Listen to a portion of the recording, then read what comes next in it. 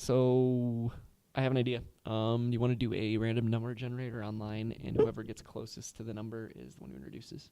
Okay. Okay, just a minute. Random dice roller. Going to the Wizards of the Coast official website. Which dice do we want to use? 20. D20? Okay. I will pick 15. 14. Okay. 7. Hello, everyone. I'm Colton Wesley. And I'm Nolan McCausey. And we are adults. Episode 2, Nolan. Yeah, I know. It's crazy. We're actually doing this and following through with it like adults would. And for those of you who don't remember, that is actually the name of our show, We Are Adults. I really hope they remember that from 15 seconds ago.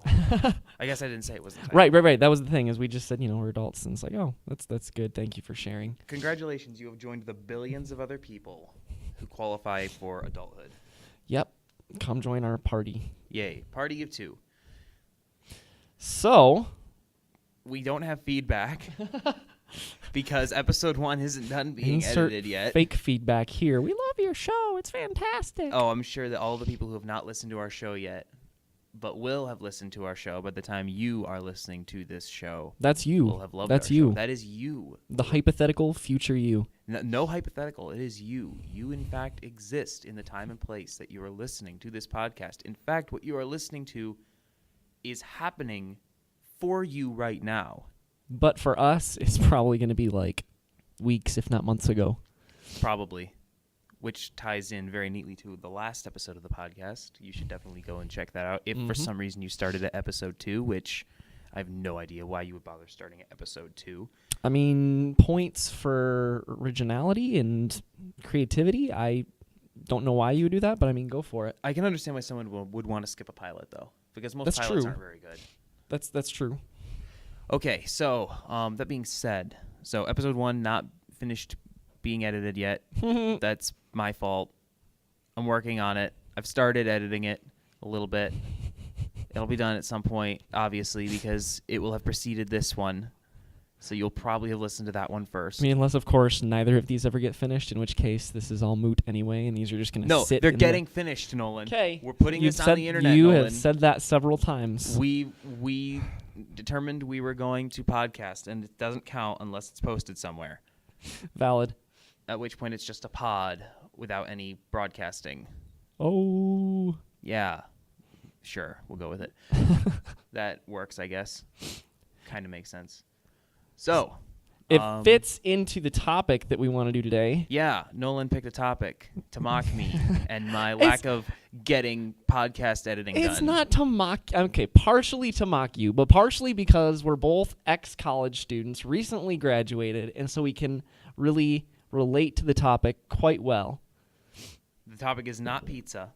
Although that could be an entire The topic. is not coffee. Dude, we could get John Nugent to talk about pizza. Oh, my goodness. John Nugent is our professor of Old Testament, and he's from New York and has very opinionated opinions about pizza.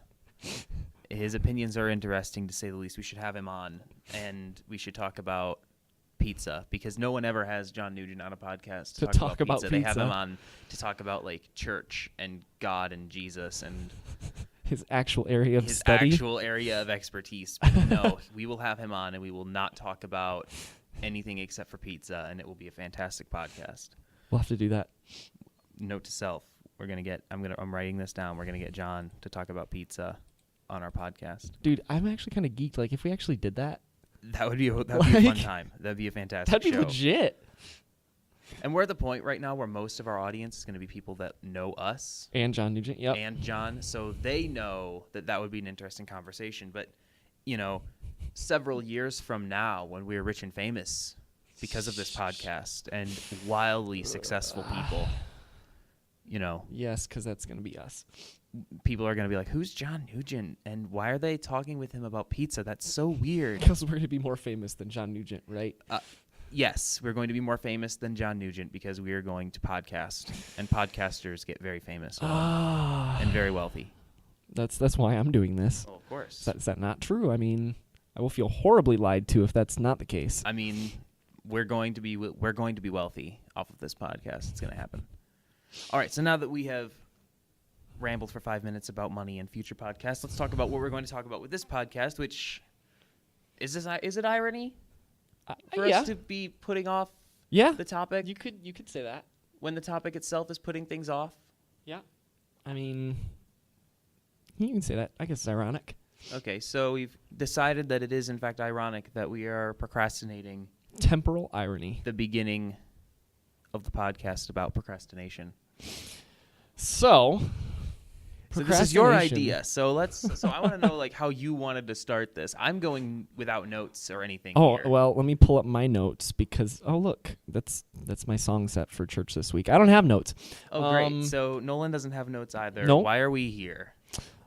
Why are we podcasting, Nolan, if we Because don't have notes? Never mind. I'm not going to go there. I almost went somewhere. I'm not going to go there. I'd regret it. What, were you going to go into the existential, why No. are any of us here? No. I'm not going there. So yeah, procrastination. Those of you who are people know what it's like to procrastinate. As opposed to the non-people who will be listening to this podcast. Yes, you don't have to listen. This probably doesn't apply to you. But for the rest of the audience who are people, you will at least be able to relate on some level to the phenomenon common to humanity known as procrastination, especially if you're a college student or were a college student. Or And- we're a person who had things to do and didn't feel like doing them. Yup. Now, this is also coming from, Colton and I were good students. Like, you have to understand that. Like, we're not slouches. No, Not- sometimes we are.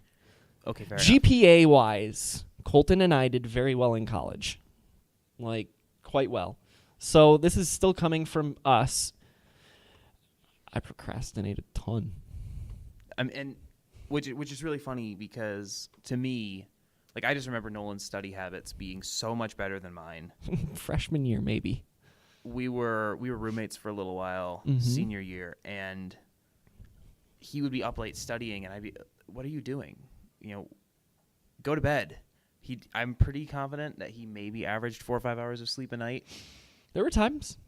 He put so much work in. So for me, like I'm looking at this going, Nolan was studious and hardworking, and I was the one who waited until literally 24 hours before my final senior paper was due to start writing it. So And came up with the bossest senior presentation. that is not a word, Nolan. You know what? I'm going to look it up, and if it's not, then I'm coining it. Bossest.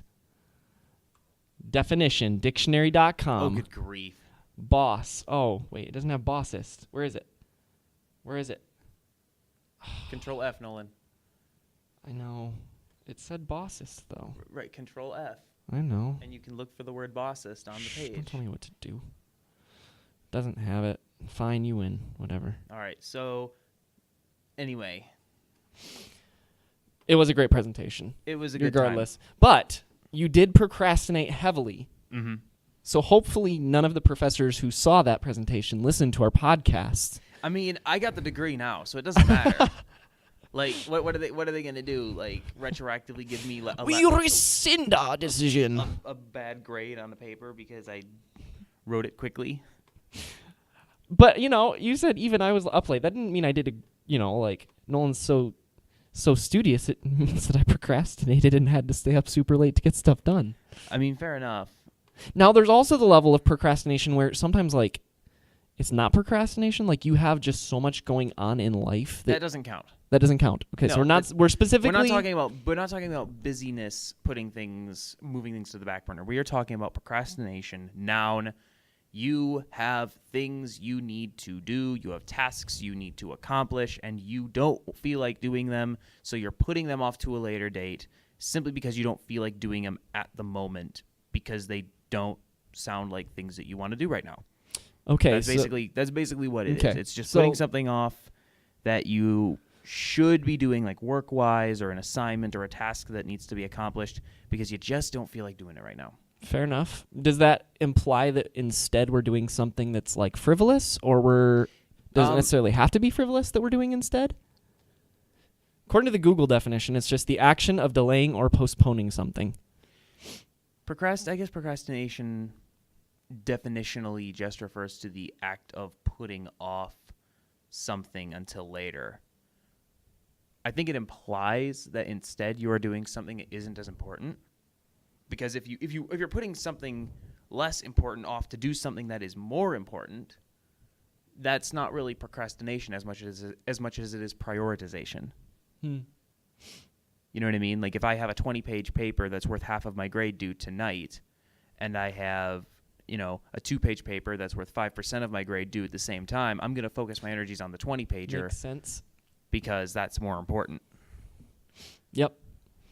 And that's just the easiest analogy because college. Because we've been talking about this in the context of college so far. And, I mean, we're adults and we still procrastinate. I mean, technically... I'm still procrastinating on editing podcast number 1. Yep. It's okay. Xenoanthropology is still sitting on my desktop, for the most part unedited. It'll get done. It'll get done. You will know, listener, by the time you hear this, that the podcast did in fact get edited. So I just found a website. It's psychologytoday.com. It has an entire article called Why We Procrastinate. Because we don't want to work. We don't want to do the work that we need to do right now. We want to play games on Steam and watch YouTube. And because those things are fun. It's not fun to sit down and write a paper or sit down and edit maybe it is fun to do those things, but we'd rather do something else. Yup. There are other things that command our interest. That is interesting. 20% of people identify themselves as chronic procrastinators. For them, procrastination is a lifestyle, albeit a maladaptive one. What the heck does that word mean? Maladaptive, I think, basically means like... That's sweet. It refers to something that does not help. Like, you recognize that you are not more productive because of your procrastinatory lifestyle. You are less productive, but it's still a trait you possess. Here's a question. Are you selectively procrastinative, or is procrastination... I love how we're making up, like, adjectives right now that deal with procrastination. Procrastinatory, procrastinative. We're just making up these procrastinatatiousness. Are there adjectival forms of procrastination? It doesn't look like it has an adjectival form. Wait, what? I'm not seeing one. Procrastinative, procrastinatory, they don't exist? I mean, they might. I'm looking around, but I don't see one. Wow. Let me see. Every noun should have an adjective. Merriam-Webster. Okay, here we go. Procrastination, procrastinator. I don't see any adjective in here. Wow. So I think we can make one if we want. Wow. Well, I guess we have two choices. We can make it procrastinative or procrastinatory. Or procrastinatious. Procrastinatious. I like it. I like it because it kind of breaks the rules for how adjectives work. Procrastinatious. Yeah, I don't see any adjective. Every noun deserves an adjective, Nolan. I think we need one. Every noun deserves an adjective because nouns without adjectives are... They're so much less descriptive. Yep. I mean, could you have procrastinating? Like a procrastinating person? Yeah, but that's a verbal, isn't it? That's a verbal. That's less fun. So, back to the original question. Okay. Procrastination as a lifestyle or as like a habit? What would you say you're at? It's a deep question. It depends on what it is, frankly. It really just depends on what it is. It also depends on... So, I don't procrastinate to the point of things not getting done. I give myself enough time to accomplish the tasks I need to accomplish. Like if there's a hard deadline and I need to get this thing done, I need to write this paper, edit this podcast, accomplish this task by a certain time, I'll get it done by that time. I might not start it until the very latest possible moment, but it will get done on time. The problem for me is when I have things that don't have deadlines, frankly, like editing a podcast. Yeah, that doesn't have a deadline. That's when, because that kind of stuff, that's the kind of stuff that ends up on the back burner, because there are things that have deadlines, and I tend to prioritize the things that have deadlines over the things that don't. Honestly, that's one of the biggest things I've missed now that I'm not in college. Like, on one hand, being in college, like, you long for the days when you're done and you don't have 10 syllabus sitting on your shelf with assignments that are due every day, and you're spending, 90% of your free time either in class or reading books or writing papers. Like, it's awful. But at the same time, like, for people like me who are very work-centered, like, you enjoy being busy and doing things that are productive and growing yourself. Like, now that I'm done with college, it's almost, it's kind of difficult because there's none of that. And so you have things like, I have free time now. I don't have to do the classes and all this stuff. And I've had books that I've wanted to read for ages, and musical compositions that I want to create that I've been working on for ages, and things that I want to do, and songs I want to write, and they're not getting done. There's no deadline.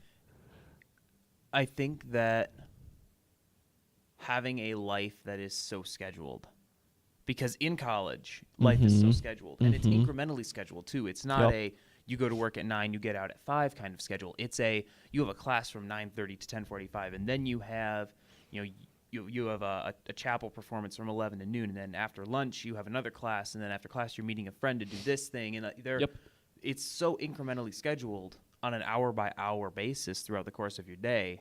And then you get out of college, and it's like, I got a meeting on Tuesdays. Yep. That's what I have. Yep. And there are work schedules and things like that, but like those are just blocks. Right. There aren't things going on in smaller doses of time. Yep. So you're left with these big chunks of time. And this is something that I think adults, I think it's something that you just have to learn how to do as an adult, is structure your time, break up your time into the increments you need to break it up into. There's a guy, I don't know, you might be familiar with CGP Grey. He's a YouTuber, he's a podcaster, a really smart guy. And he says that he breaks up his day into 40-minute increments. Seriously? Every day breaks up his day into 40-minute increments and schedules out like his work schedule for the day. He's a YouTuber. Like, if I were a YouTuber, you know how long it would take me to get a video out just because I wouldn't put the video out? It would take me so long to get because I don't want to edit today. 40-minute increments, dang. So he'll schedule it out, like, from this time to this time, I'm going to be working on this task, this assignment, getting this done. And to some extent, I think that he's got a point. I think that it makes sense to schedule out your day into those kinds of increments because it keeps you on task. Whereas if you have a 6-hour block of time, what do you do with that 6-hour block of time? Right. You tend to spend time thinking, oh, what do I want to do? You waste time thinking about what you want to do. Then you waste time like, oh, I just finished that, so I'm just going to take a break. And then suddenly you've lost 2 or 3 hours out of the 6-hour block doing nothing. Huh. Interesting. I think that being intentional about the use of time, and also like recognizing when there are days when you are not going to be intentional about the use of time. Literally a day off. Taking the day and saying, I'm not working today. That's almost harder for our culture, I think, than the opposite. Sometimes. Certain groups in our culture, certain groups don't have any problem with that, but sometimes, like, I know for me, again, being a very work-centered person, like, intentionally taking off a whole day and just being like, I'm not going to do anything work-related today, like, that can be hard. I think that's also, I don't know. I'm task-driven, but not to the point of I need to accomplish everything on my to-do list today if it's not on a deadline. It's like I have a to-do list. I have a to-do list. It's over here. It's on my desktop. Those are sticky notes. Oh man, that's a big sticky note. It's a fairly long to-do list, but like these are also things that are, some of these are done. You're procrastinating getting those off your list. Apparently, but some of these things are long term. They are things I want to write in the coming couple of months. May is a slow month for sports. So especially the ones I cover, because I don't really cover baseball very much. So what I'm doing now is I'm trying to accumulate ideas to write about over the next few weeks. Those things are on my to-do list. I see 7 novels on that list. No novels. No, Nolan, no novels. That's a novel idea. Moving on. What? It's also interesting, like, most, like, adult jobs, they don't really require, like, prep. Like, you hit 5 o'clock or 6 o'clock or whatever you work. If you work at, 10 p.m. to 2 a.m. shift, like, whatever it might be, you finish your shift, and until your next work cycle starts, there's no prep. Like, in college, we have prep. We have homework, book street, and so we tend to just kind of, when we're adults, we fill in those times with not very much of anything. And that's very interesting, because I worked retail for a while this last winter, and I hated it. And one of the reasons I hated it is because you go in, you do your monotonous tasks, and they vary. You're not doing the same thing over and over again, but you work a shift, and then you're done and you leave. And you didn't accomplish anything. You know what I mean? Like, you don't have a finished product that you're looking at saying, I did this thing, I finished this task, I accomplished something. You literally just moved things around. You rearranged items in a building for several hours. And I did not find it rewarding. I did not find it fulfilling at all.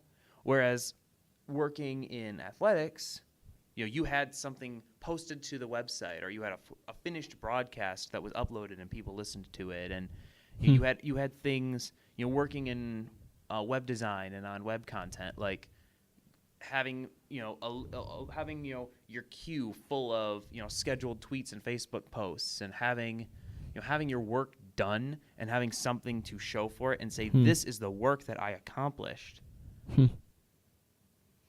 And I think that for me anyway, that is important when it comes to my work. So, and that's also, I think, one of the reasons that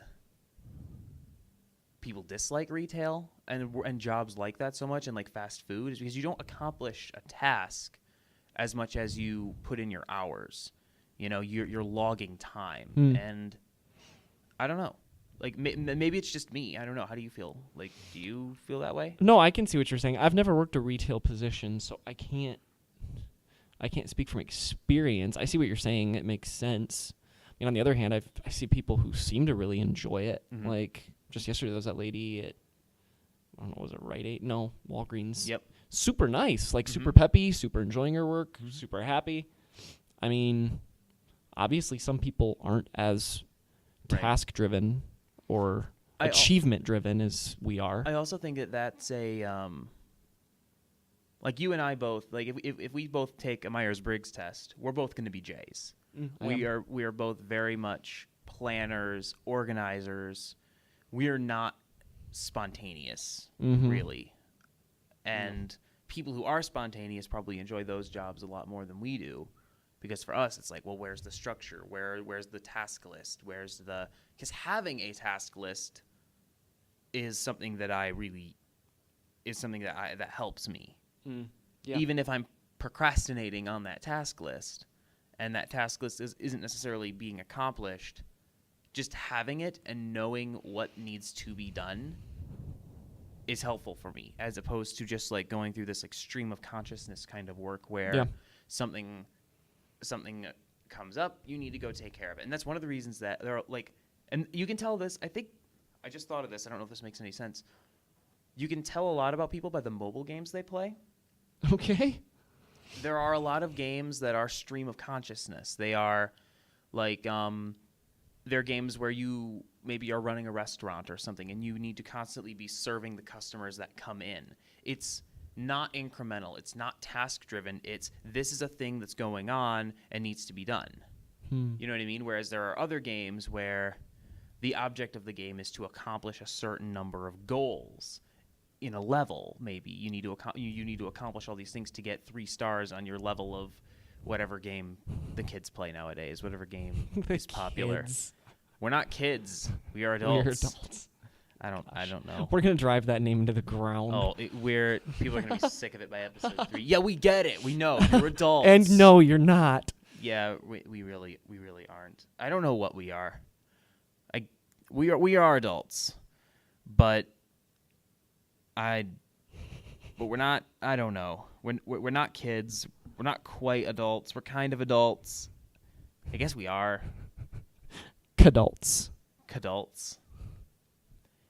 That sounds like a Kmart shoe brand or something. This episode of the podcast is brought to you by Cadults. Always keeping your feet comfortable year-round. Okay. Fair enough. It's a good brand. There are So, always things to say. we've obviously concluded that we are very intentional. Like, we like getting things done. We like doing things. We like having tasks given to us. We like having all these things. So why do we procrastinate? Why do we procrastinate? Because we don't just because we have a task list of things that we should accomplish, work that should be done, doesn't mean that we want to do that work. But we feel good when we do that work. When we finish it. Like it's sure. rewarding. Like, yes, it's rewarding. It's rewarding in the same way that, eating a healthy lunch is rewarding, but it's not rewarding in the same way that, ordering a pizza is rewarding, because pizza's delicious. So, sorry. Yeah, I mean, what were we talking about? Oh, your analogy. Yes, your analogy. I mean, that makes sense, I guess. It's one of the, like we don't want to accomplish our work right away necessarily. Mm-hmm.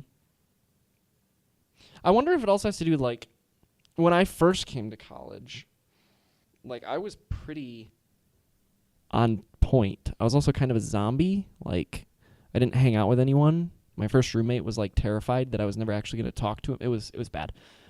Like, I was super focused, and then as time wore on, like, I learned there was a level of procrastination and of breaks that I could take. Because realistically, if I'd wanted to, I could have stayed in my room the entire 4.5 years I was at college. Like, doing classes, doing work, doing stuff. And as it went along, I learned a level of procrastination that was still doable. Like you that final project, that final presentation, you got done. Were you, like, super worried that you were gonna, like, epically bomb it? Like, obviously there was, like, there's the like beginning fear of, like, oh man, I got to get this done, and there's the dread of having to do it in that short span of time. But did you actually think, like, oh man, I'm gonna? No. Like, I knew that the paper was going to turn out well. Right. Because I knew my topic, I knew my professor, I knew, frankly, what I wanted the paper to look like. And you knew... So all I had to do was put it on paper. Right. And you knew from experience what level of procrastination you could do, or what level of... what expanse of time that you needed to really at least get it done. I don't know if that plays into it. Is our own personal experience with ourselves. Well, I marvel at people who...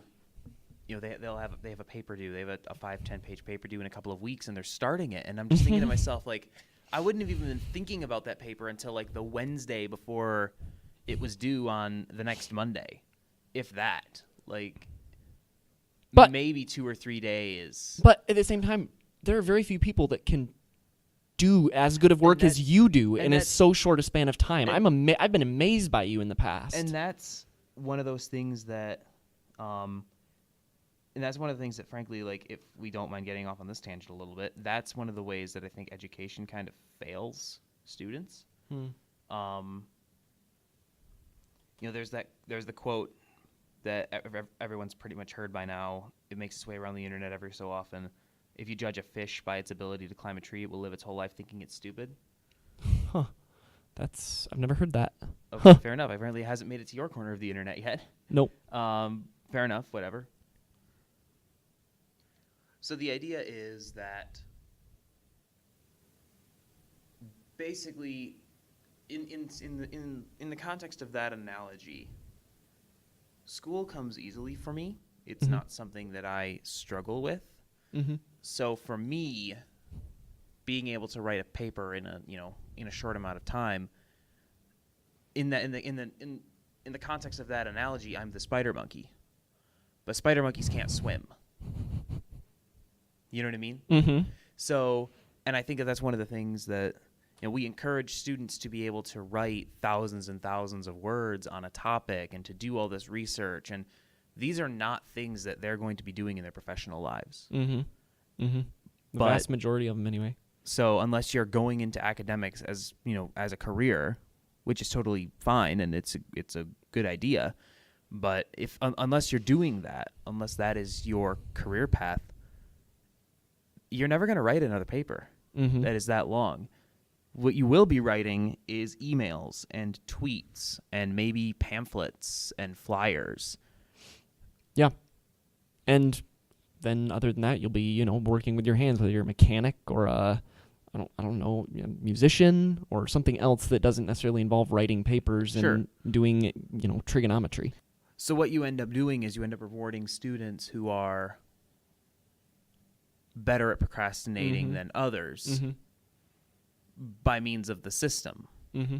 The system is built to reward procrastinators, and procrastination isn't necessarily a trait as much as it is a skill in that context. You know what I mean? Yeah. So if you can,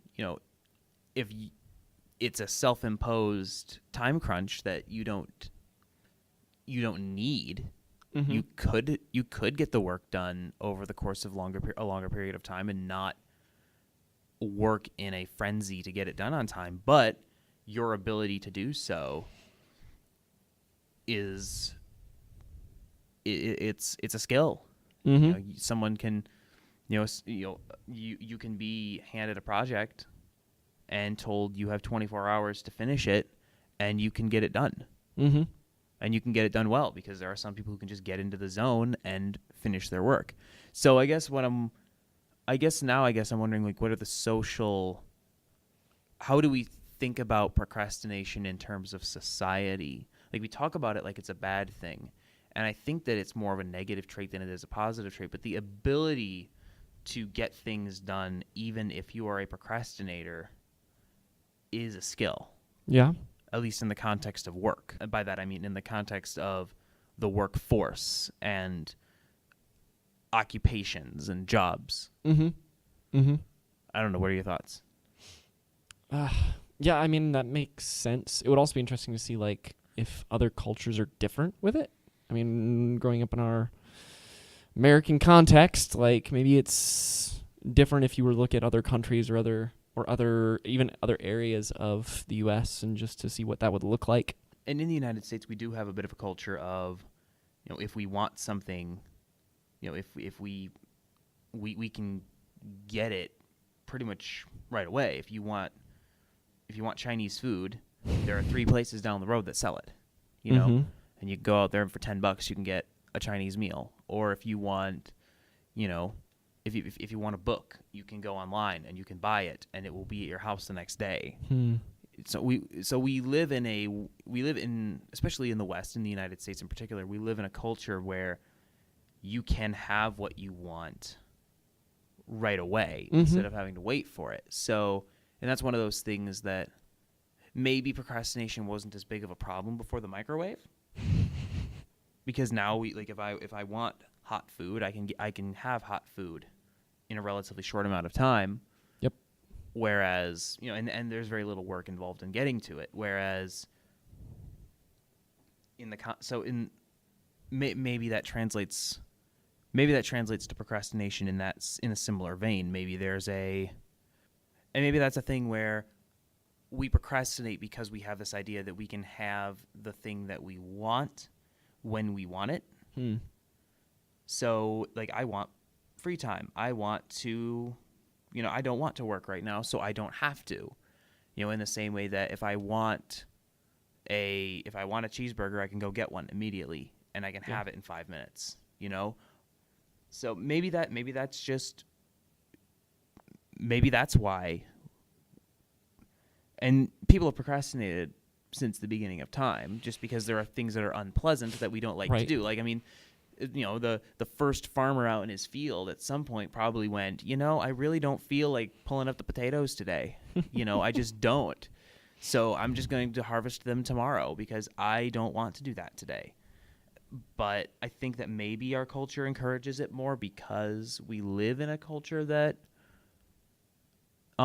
says that you can have the things that you want now and you can delay the things that you don't want. Or you don't, you know what I mean? Yeah. Like I'm not talking about irresponsibility even so much as I'm talking about just, I don't want to do this work. This work is not fun. You know what I mean? Yeah.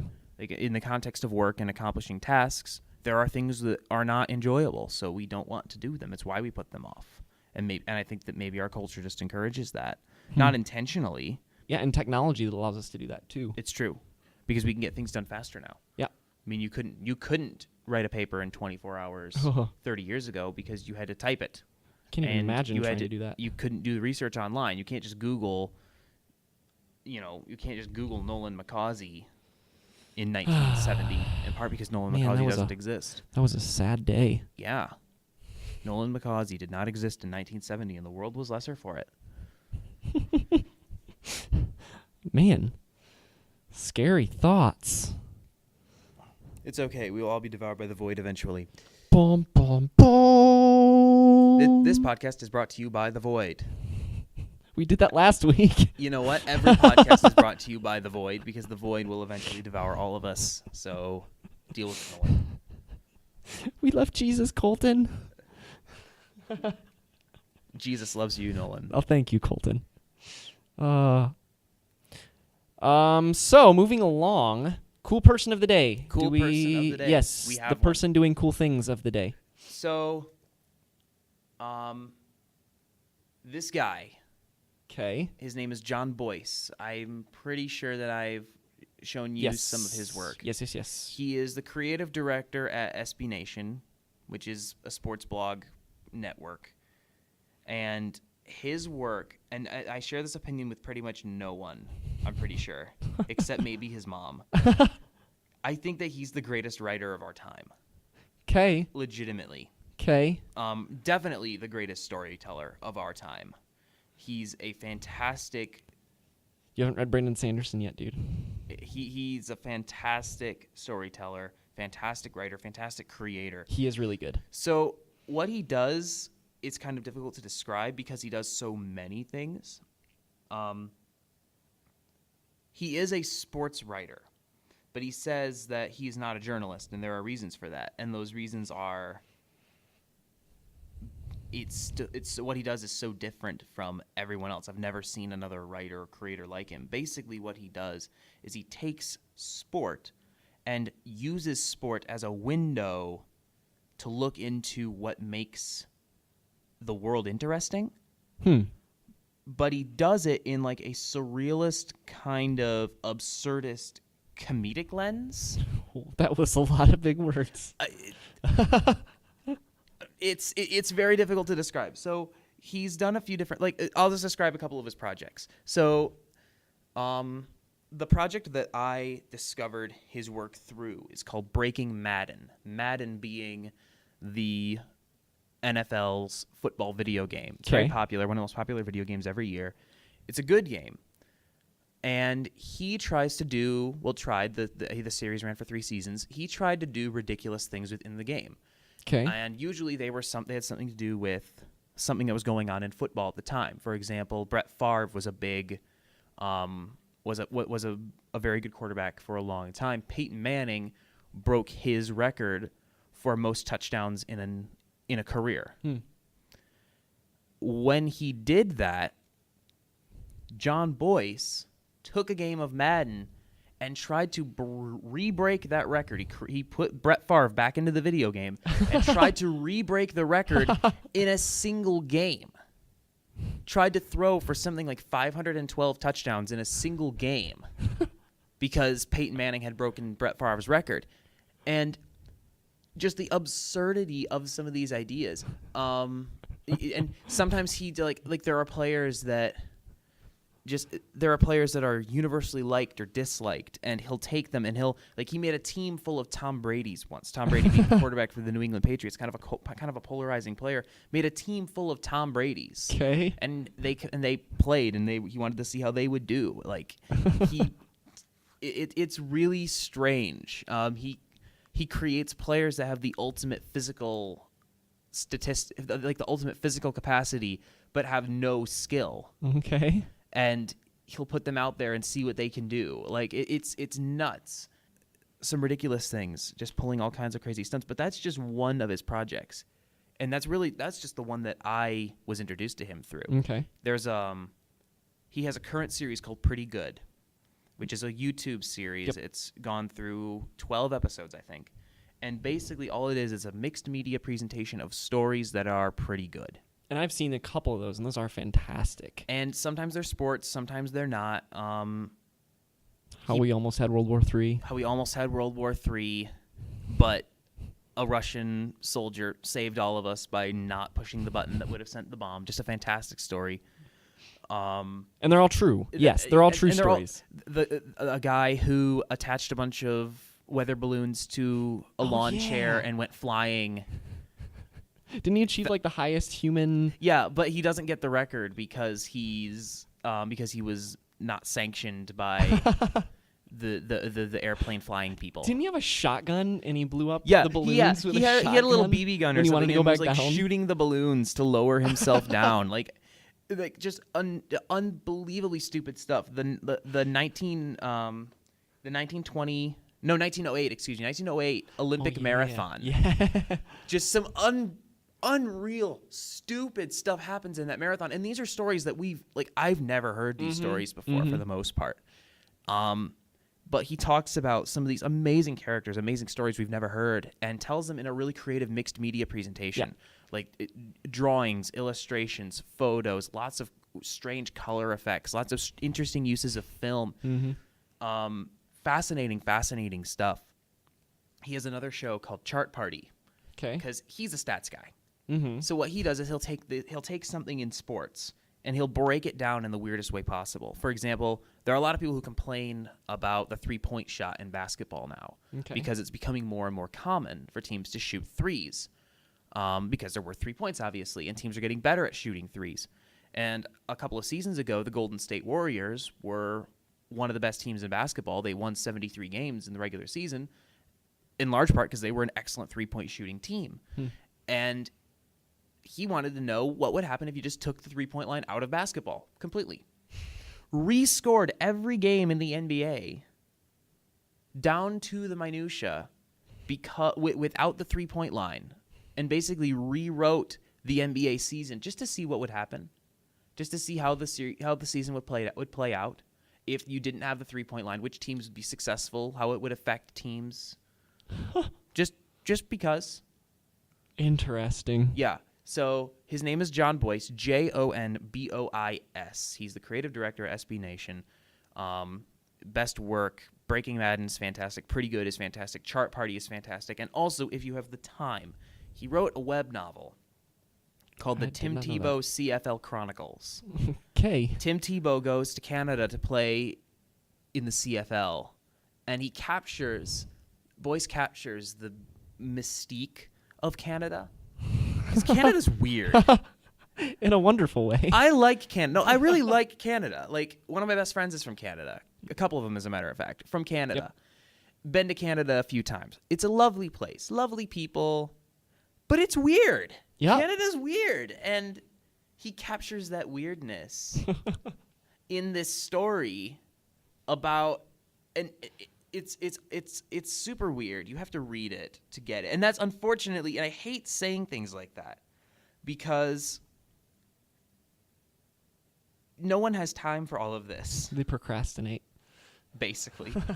No one has time to just sit down and read a 30, 40,000 word novel on the internet and sit through episode after episode of, YouTube stuff by this guy. But you have to see it. You have to read it. You have to watch it. You have to hear his work. You have to engage with his work to get it. And Where can they find all of it? so he has a website, which is it's ahugedog.com. And so- Really? Yeah, it's great. I'm looking that up right Yeah, now. go look that up. ahugedog.com. I actually have it saved on my bookmarks bar. And- What if, first thing at the top of his page, what if Barry Bonds had played baseball without a bat? oh my goodness, that's an episode of Chart Party. What if Barry Bonds had played baseball without a bat? Unreal, unbelievable stuff there. Like, seriously, go to ahugedog.com right now and click on what if Barry Bonds had played baseball without a bat. It is one of the most unbelievable things that you will see today. But yeah, actually, like, and if you just go to his page and just scroll down, he's got so much really great stuff. It's all here. The Bill Belichick off-season simulator is hilarious. It's like a little interactive video game, but it's this absurdist, surrealist kind of humor thing that he does. He has a very interesting sense of humor. But the thing that I love maybe the most about his work is that he usually, not always, but sometimes he'll work his work back into saying something really important and relevant. One of those things, probably my favorite individual thing that he's done is called "What the Heck is a Catch Anyway?" An explainer. Because what it is in the NFL, there's been so much debate over the past couple of seasons over what is and is not a catch. Because, you know, how long do you have to hold the ball? If you lose the ball when you hit the ground, is it a catch? If the ball touches the ground at any point during it's complicated. So people have been arguing over what is and isn't a catch, and the NFL, it's been inconsistently talked about in the NFL, inconsistently ruled upon in the NFL. So it's a weird, it's a tough question. And he's like, I'm gonna come out here and I'm going to answer this question. So he starts answering the question, and then it just kind of devolves into this absurd thing that doesn't make sense. And somehow you end up like on a farm. You're talking to this farmer who is going to explain how the catch works. And it ends up talking about it's nuts, but it's beautiful. And I highly recommend it. Okay. If you go to ahugedog.com and just scroll down, you'll see all of this. You'll find all of these things that we've been talking about. Well, I've been talking about. I've kind of been ranting and raving. Get off your soapbox, sir. But just amazing stuff. Amazing stuff. And don't miss the eulogy for Radio Shack. It's amazing. Poor Radio Shack. He worked at Radio Shack as an assistant manager for a long time, and when Radio Shack went out, he decided that he was going to tell a bunch of stories from his time at Radio Shack. And oh my gosh, it's amazing. So yeah, there's so much good stuff here, and everything he does is good. I've never come across a thing that he's created that is not outstanding. So he's great. It's great. Check it out. It's really awesome. Yep. Yeah. If there's one creator that I would want to collaborate with ever on anything, it would be John Boyce. He's an amazing storyteller. Just some of the best stuff you'll ever read, some of the best stuff you'll ever watch. Fair enough. So now that we've ranted for 10 minutes, Yeah. Oh man, it's been like 15. I've been literally just ranting and Well, you reeling got off passionate. this guy's. I wasn't going to stop you. I've been reeling off this guy's accomplishments for like 15 minutes. I mean, this is definitely going to get trimmed. You've successfully intrigued, hopefully, a number of people. I really hope so. I really hope so. That I don't fanboy very much. I fanboy over this guy because his work is so amazing and so other, and so different, but it's so great. Yep. All right, so I guess that is it for this episode of We Are Adults, unless there's something else that we wanted to talk about. Not really. They can email us, send us... Oh, that's right, yes. Yeah. By the time this gets up, you will be able to email us. I got an email address. Hold on. Because we're adults, we don't want to do stuff like I know that. I know how to do things like getting an email address for a podcast. But yeah, he's going to pull it up so that we have the actual correct name. But, I mean, send us anything you want about the episode or about procrastination, maybe the worst time you've ever procrastinated in the past, or anything having to do with that. If you disagree with us about an opinion or a position that we have stated, please. One of the things we're going to open every podcast with feedback, and realistically, what we're planning on recording, I think, a third episode before we start releasing these. So we're probably not going to get to, we're probably not going to get to feedback about this specific podcast. No. Until episode 4 at least. Yep. The email address is weareadultspodcast@gmail.com. So weareadultspodcast@gmail.com. Yep. If you want to drop us a line, that's a really weird phrase. If you want to send us an email, please do. On the wings of the interwebs. On the wings of the interwebs. I think that's it. I think that is it. Yeah, so next podcast we'll talk about something that we don't know yet. Yeah, we haven't decided. Probably something profound and relevant to the whole of humanity. Probably. Did we decide that did we want to close the podcast with like some kind of outro, or did we just want to cut it off when we're done? I mean, I feel like we should at least say our names. Like, okay, I'm Nolan and you're Colton, and this was We Are Adults.